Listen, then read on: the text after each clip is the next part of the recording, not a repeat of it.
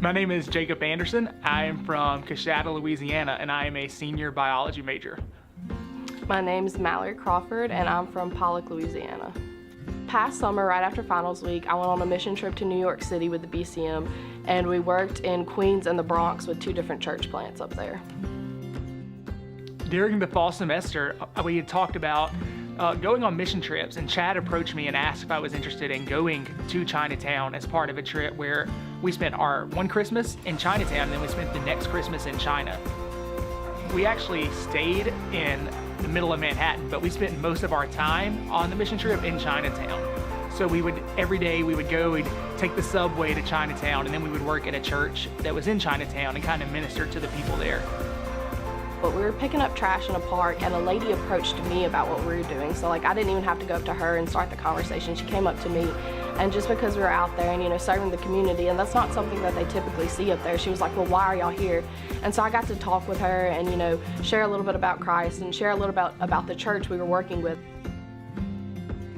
My favorite part of the trip was, it was about midway through the week. I remember all the group had come back downstairs, so we're at their worship room, and we're just singing a worship song.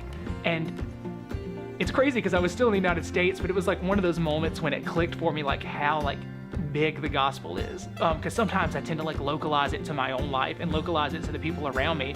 But just seeing these people that grew up in a completely different environment than I did, with a completely different culture, get to worship the same way that I'm worshiping, worship the same God who created us all and loves us all. It was just incredible.